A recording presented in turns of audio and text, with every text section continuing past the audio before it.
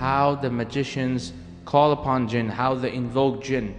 Because in our society we see people who claim to be Shaykh, Pir, Sufi Baba and all that stuff, but when you go to the reality, when you get to the home truth, you find that those people are in reality black magicians, and who are always involved in occult and mystical practices. As these methods lead to kufr and disbelief and polytheism, and if any one of us commits any of these methods or ways, he becomes a disbeliever. The jinn and the magician, they coordinate based on a deal. The magician calls the chief jinn. He calls upon him, he praises him, he commits all forms of disbelief and polytheism, and then a deal is made between the chief jinn and the magician. And the chief jinn sends the subordinate jinns to carry out the purposes of the black magic. Because in many of the cases I saw with my own eyes that when the jinn was asked to leave the body, he said that I can't, I'm compelled because I'm forced by the magician and my chief. Black magic cannot be performed without the involvement of jinn. Jinn and magician both are involved in black magic. If you remove jinn, black magic can be performed. So they have certain ways and certain rituals and practices through which they coordinate with the chief jinn. So I'm going to share with you those rituals and the methods they use to call the jinn. The first method is called as al-iqsam, in which the magician gets into a dark room and he swears in the name of the chief jinn. He says, "Oh chief jinn, please come."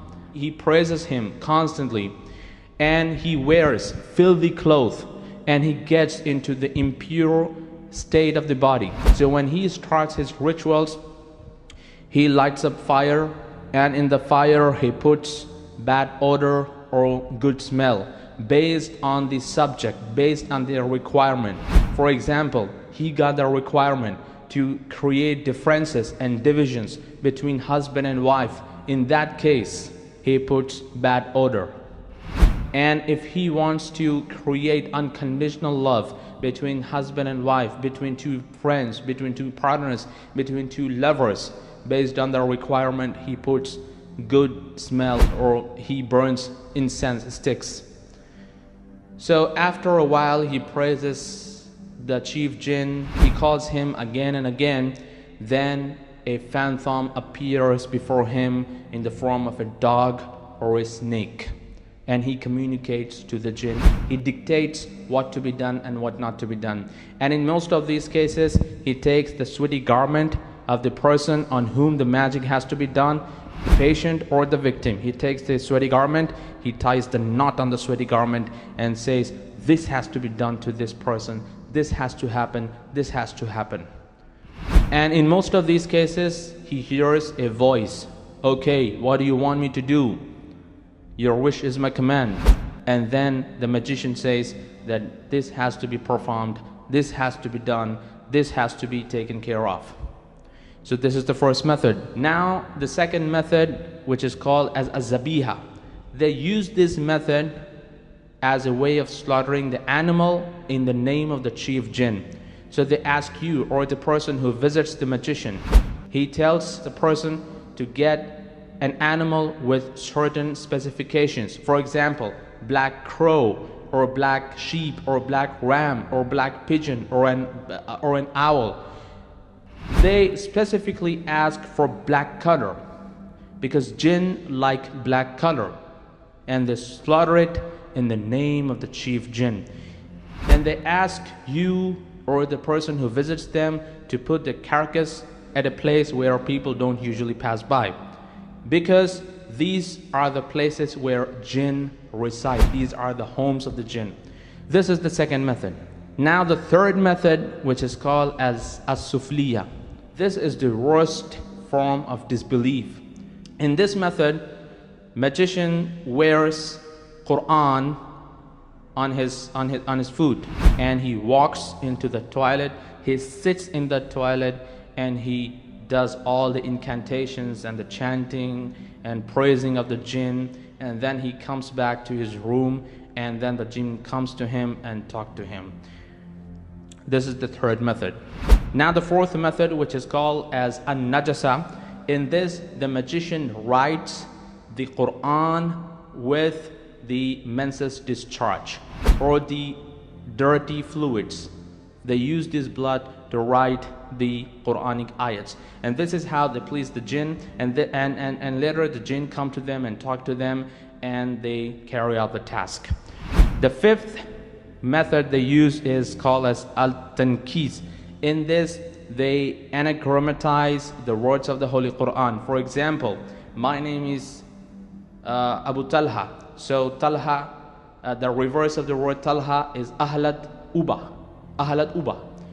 So, for example, I have to say Allah, then the magicians say Halala. Anagrammatize, reverse. So the magicians use this technique, this way, to read the Quran, and this is how the jinn gets pleased with them, and they come at their beck and call to execute the orders and the task. The sixth method they use is called as at-tanjim. In this, the magicians believe that gods descend from certain stars. So they wait for those stars to happen on a particular date, on a particular time, and they believe that these stars appear once in a year, and they wait for that time, and they get into water up to the waist or up to the neck, and they look at the star and they praise the star, and they chant the praising of the star, and they believe that the gods descend from the star. But in reality, in Islam, we believe that Allah subhanahu wa ta'ala has created stars for beautifying sky and for navigation purpose. It has nothing to do with the fortune. And in fact, Prophet Muhammad sallallahu alaihi wasallam said that if anyone gets into astrology and if anyone learns astrology, then he has learned a branch of magic. And if he gets more into that, then he has learned more magic. So one has to refrain from studying about the movement of stars and the calculation of fate and the fortune. And people even believe that if this star comes into this circle, then your baby will be good and your baby will be bad. So people believe in stars, and they believe that it all happens due to the stars. But stars are just a creation of Allah. Anyway, the seventh method, which is called as al-kafu, and this method is usually used to find the lost objects. For example, you lost gold items, so people reach out to these magicians, and they do this method of al-kafu to call jinn and to carry out the task of black magic. An eighth method, which is called as al-athar. In this, the magician asks you sweaty garment, and then he ties knot on that, and he recites Surah Takathur in a very loud way. Naudzubillah minash shaitanir rajim. Bismillahir rahmanir rahim. Alhaakumut takathur hatta zurtumal maqabir. Then he goes down. He goes silent, and then he rises again, and then he gives a jerk to the handkerchief. And if the knots, the distance between the knots increases, then he says that you're affected with jinn. If it decreases, then he says that you've got evil eye. So all the things happen with the coordination of jinn, and these are the 8 methods they use to call the jinn. And they have multiple methods. They have multiple methods, and they keep upgrading their methods. But the fundamentals of their ways and methods are these 8, and based on these 8, they keep increasing and upgrading themselves. They have multiple methods to call jinn, and more the person is into disbelief and polytheism, jinns come at his beck and call. If Allah subhanahu wa ta'ala doesn't help us, and if Allah subhanahu wa ta'ala doesn't take us in his refuge, then it's impossible to be away from these evil creatures. My reference point is the book written by Sheikh Abdul Salam Bali, The Sword Against Black Magic and Evil Magicians, and this is the best book on this subject. Some of the incidents are based on my personal experience. I saw with my own eyes and experience, because I used to go to every kind of magician, and even those magicians would come to our house, and we have experienced this in our life. My whole purpose is to bust the black magic and let the people know the reality of the black magic, and let the people safeguard themselves from the evil magicians and the black magic.